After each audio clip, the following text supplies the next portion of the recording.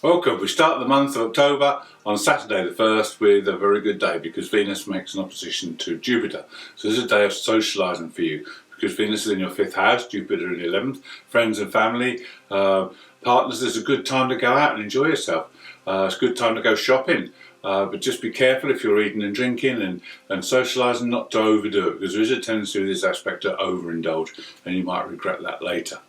On the 3rd we have more good news because Mercury goes direct and will gather speed over the next week or so. On the 6th Mercury makes an aspect to Pluto, so it's a good time now to review what's happened over the last 3 weeks. If there were disasters or any hold-ups, then they will slowly disappear and you can get back right on target. Now with Mercury going direct in that 4th house, it's time to reassess your future. The 4th house is about long-term future. So now we're over any little obstacles, we can concentrate on the job at hand. On the 7th we have an opportunity to do some healing work. The Sun makes an opposition to Chiron. Chiron is in that 11th house of friends, so it's a good time to heal any old wounds or issues regarding group situations or friends and put them to rest. Now the other thing that's happening is it's the full moon on the 9th.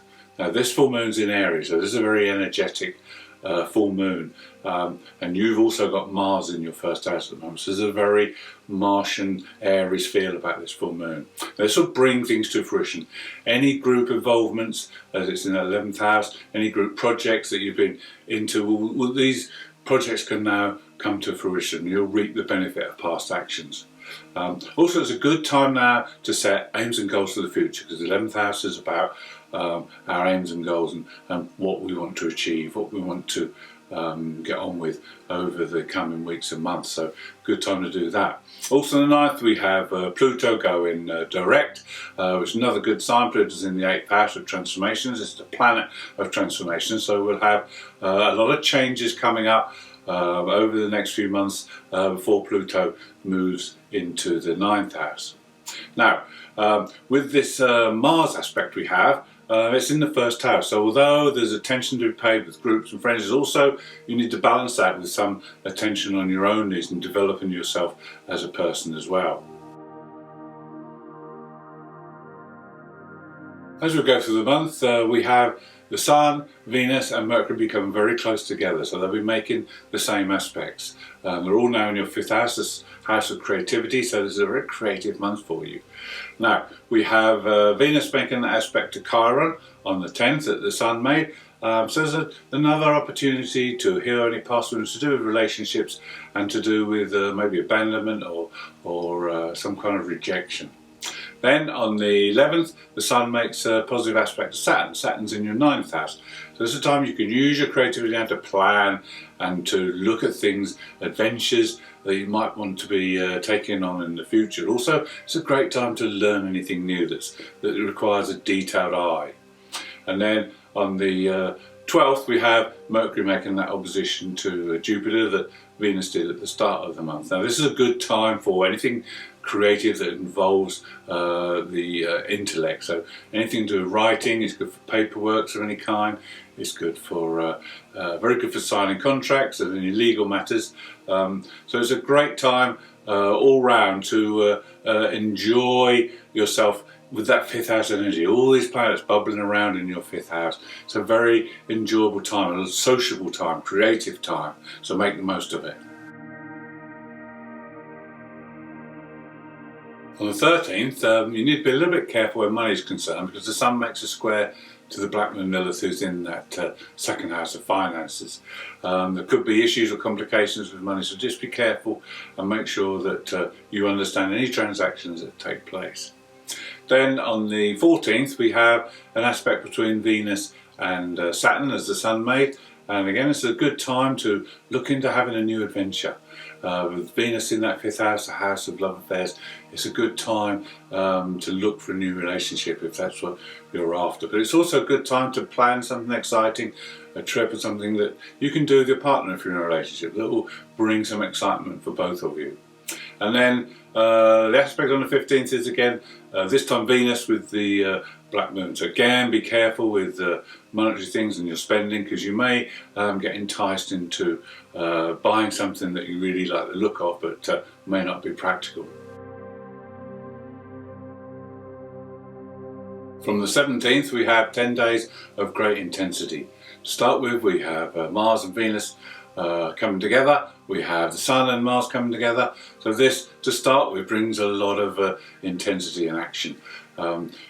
Mars is in your first house, so maybe time to get things finished, get jobs done, work on something that you're developing, get those projects finished off. But at the same time, with Venus in the 5th and the Sun in the 5th coming together on the 19th, this is a great time for socialising, great time for having fun, great time for love. If you're not in a relationship, now's a good time to use that law of attraction to bring people to you. If you are in a relationship, deepen that relationship. We have an aspect between the Sun and Venus to Pluto, so intensity of love will be there, desire will be strong. Just make sure you don't let Pluto take over and don't pressure people into doing things. This is a time to relax and chill and enjoy the positive and creative energy that surrounds you. 23rd and 24th, it's a day to deal with any serious situations or issues that you need to address. You'll be clear-headed. We have Mercury, your ruler, making a positive aspect to Saturn in that 9th house. And Saturn is stationary. So this is a fantastic day. Energy will be strong. Energy will be powerful for Mercury to look into. And it's a good time to look at your beliefs as well. Make sure that your actions and your beliefs are in tune with each other. Because on the 24th, the Mercury aspect to the black moon Earth means that you'll be able to speak your truth. And it needs to be the truth that you believe is right for you and for everyone else.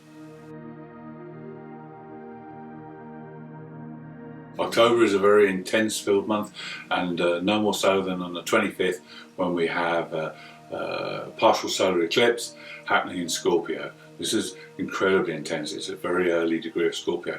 And we have the Sun, Venus and the Moon all conjunct in this 6th house of yours. So the emphasis is going to change. We've been working with the 5th house most of the month. Now the emphasis changed as the Sun moves into Scorpio and your 6th house.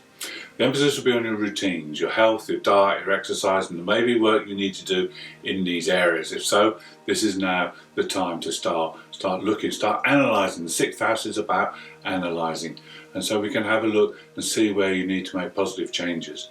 Also, it connects to your daily work, so there could be changes going on there. There could be rescheduling or reworking things and making perhaps your workplace a better place, with Venus being in that position as well.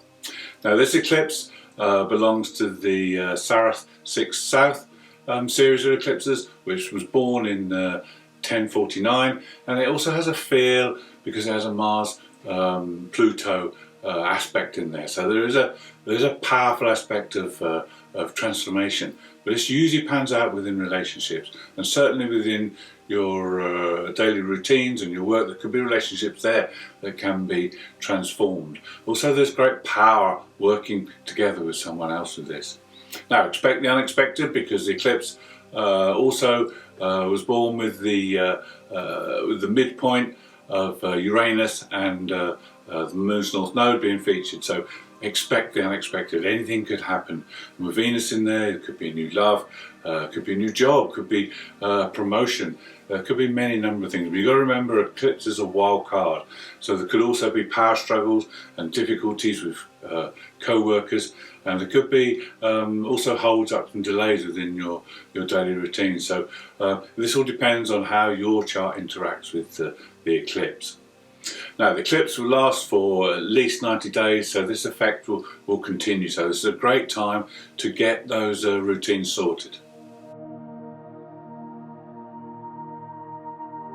Mercury makes two aspects on the 27th, one to Mars and one to Pluto. So this is a time when you'll be able to express yourself quite confidently. But you just need to make sure you're not overconfident and you don't pressure people into picking up your ideas, because you will have some good ideas that people will want to hear. And then on the 29th we have maybe some ideas about finances, because Neptune in that 10th house of career and destiny makes an aspect to the black moon in the 2nd house of finances. So maybe there's a creative way you can think up now that will help your financial situation to improve. And then to finish the month, we have Mars going retrograde. Now Mars is in your first house, so you just have to be mindful while Mars is retrograde, and this lasts until the middle of January, that you don't let anger get the better of you. Best to maybe keep a journal, and anything that annoys you or gets you wound up, just write the things down and the dates they happen. And then when Mars goes direct again, you'll be able to read this and work out how you can express that anger in a constructive way.